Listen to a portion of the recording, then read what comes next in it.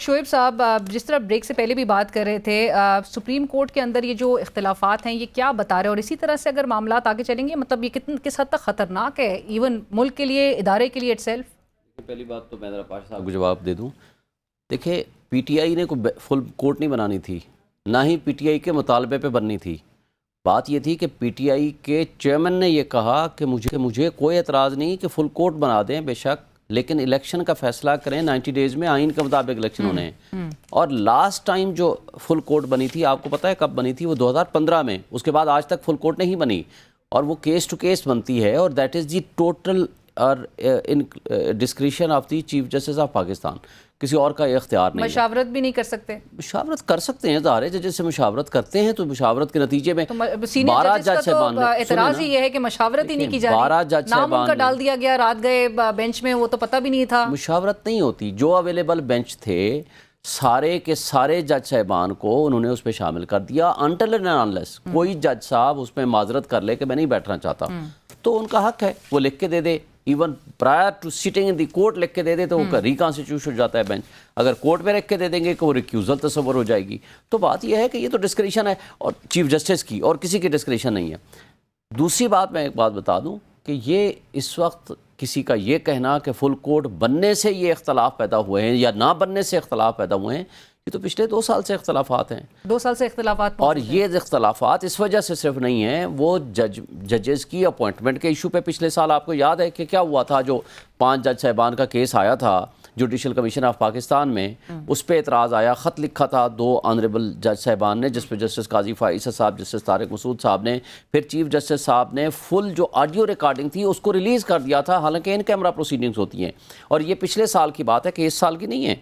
तो बात यह है कि ये तो बदकिस्मती है हमारी, नहीं होना चाहिए। हम ये कहते हैं, देखें, इंटेलेक्चुअल्स के दरमियान डिफरेंस ऑफ ओपिनियन हुआ करता है, होना भी चाहिए, अच्छी बात है, उसका नतीजा अच्छा बरामद होता है, लेकिन बेहतर होता कि ये चीज़ें बंद कमरे में होती। और जो difference of opinion in the judgement होता है वो हमेशा रहा है। ये जो आर्मी कोर्ट्स वाला केस था 2015 वाला, जो कि रिपोर्टेड जजमेंट है, उसके अंदर भी 11/6 की जजमेंट के नतीजे में वो जजमेंट आई थी। तो फैसले में तो इख्तलाफ हमेशा आता है, ये कोई पहली दफा तो नहीं है। जस्टिस मंसूर अली शाह साहब ने भी तो यही कहा कि कलेक्टिव डिलिब्रेशंस होते, डाइवर्स इनसाइट्स आती बाय ऑल द जजेस। अगर फुल कोर्ट तश्कील दिया जाता तो मददगार ही साबित होता अदालत के लिए कि they could have arrived at a sound judgement, जो कि वो कह रहे थे कि व्हिच कुड हैव, बात है। लेकिन बात ये थी कि देखें, एक बात और है इदारे के दरमियान, आज अगर फुल कोर्ट बनाते हैं तो full court is not available. That is the actual problem. 15 तारीख से छुट्टियां हैं। जो जज साहबान मुल्क से बाहर बैठे हुए मुझे बताएं, अगर आपने फर्ज करो आर्मी एक्ट के तहत लोगों को लटका दिया तो केस का फैसला आप बाद में करेंगे, तो वो फिर कौन सा जस्टिस हुआ? या तो आप देखें ना, सुने, आप कहें जी पटिशंस आर डिसमिस्ड, या आप कहें कि नहीं जी पटिशंस आर एक्सेप्टेड।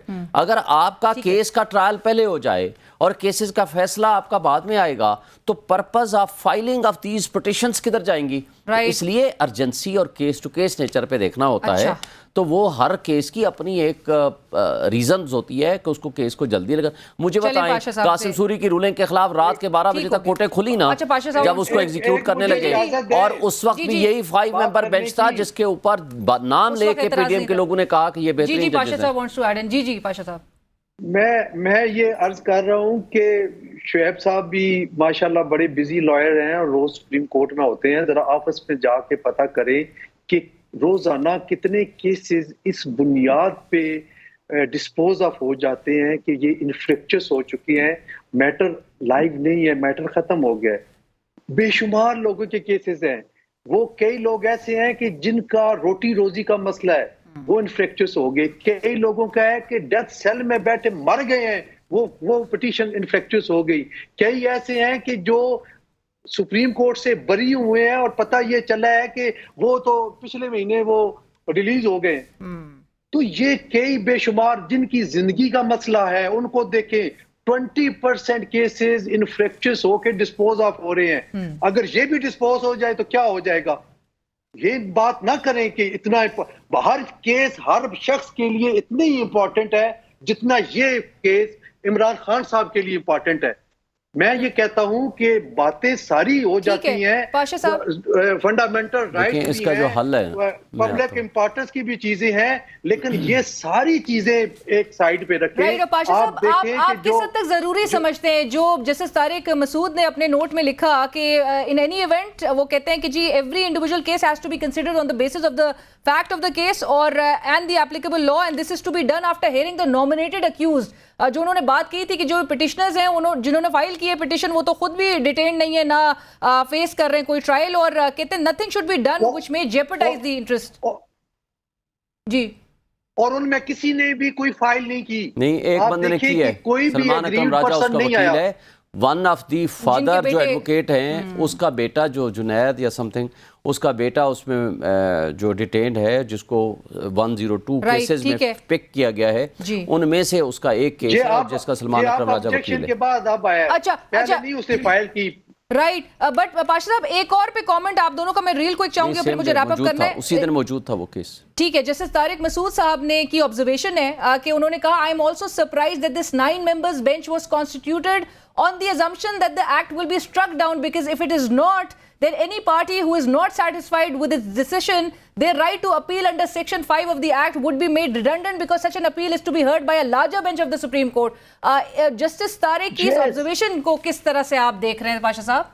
बिल्कुल, अगर देखा जाए supreme court practice and procedure act उसकी प्रोविजन को देखा जाए तो उसमें कैटेगरिकली ये मेंशन है कि आर्टिकल 184(3) की कोई cognizance supreme court of Pakistan लेती है तो फिर उसमें अपील का हक दिया गया है कि एग्रीव्ड पार्टी अपील फाइल कर सकती है और अपील यकीनन फाइल होगी जो उससे बड़ा बेंच बनेगा। अगर फर्ज कर ले 3 रुकनी बेंच है उसने फैसला किया है तो फिर अपील जो है वो उनसे इलादा जो जजेस होंगे सेपरेट वो 4 या 5 या फुल कोर्ट बैठेगी फिर अपील का फैसला होगा।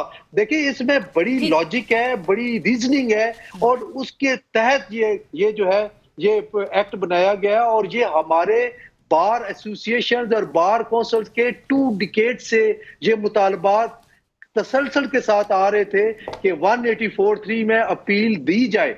अब अपील का हक अगर मिल रहा है तो उसको खत्म नहीं होना चाहिए। आप देखें कि इसी वजह से जस्टिस कादी फाइज़ साहब जब से ये एक्ट बना है वो नोटिफाई हुआ है उसके बाद किसी बेंच का हिस्सा नहीं बनने और उसकी रीजनिंग उन्होंने दी है कि मैं समझता हूं कि ये 3 रुकनी जो कमेटी बनी है बेंच उसने कॉन्स्टिट्यूट करना है। अब इस एक्ट के तहत जनाब चीफ जस्टिस साहब से इख्तियार लेके कमेटी को दे दिया गया है और जो बेंच कॉन्स्टिट्यूट हो रहे हैं वो इलीगल है। सर शोएब शाहीन साहब बिल्कुल फाइनल कमेंट मुझे रैप अप करने के लिए कहा जा रहा है। एक बात तो मैं आपको बता दूं इसका हल क्या है। जो केसेस ज्यादा हैं भाई जजेस की तादाद बढ़ाए ना। हम अगर 54,000 केसेस पेंडिंग हैं तो एक एक्ट के जरिए 17 से आप इसको 27 जजेस कर दें। एक दफ़ा हुआ भी था लेकिन चूंकि वो गलत तरीके से किया गया तो उसको वापस 17 जजेस की तादाद में लाया गया। एक इसका हल सर और ये जो मुद्दत के दौरान जो फिक्सेशन और फॉर्मेशन ऑफ बेंचेस नजर आ रहे हैं आपको लगता है उसकी लेजिटिमेसी जो है उस पर सवाल को देखें चीफ जस्टिस की डिस्क्रिशन है इसमें तो आज तक कोई क्वेश्चन नहीं है until and unless practice and procedure bill का जब तक फैसला ना आ जाए। अगर वो फैसला आ जाता है तो 184(3) के तहत फिर वो 3 जज साहिबान बैठ के सुनेंगे। जब तक कि इस वक्त लॉ मौजूद है, आइन मौजूद है, मौजूदा सुप्रीम कोर्ट रूल्स मौजूद हैं, इसके तहत discretion chief justice of Pakistan की है। ये एडमिटेड फैक्ट है, उसने ही बेंच कॉन्स्टिट्यूट करना है। स्ट्राइक डाउन हो जाता है फिर तो सिनेरियो ही डिफरेंट हो जाएगा ना। जो भी होगा फिर कोर्ट फैसला करेगी तो उसके बाद ही right. Thank you Shoaib Shaheen साहब, बहुत शुक्रिया।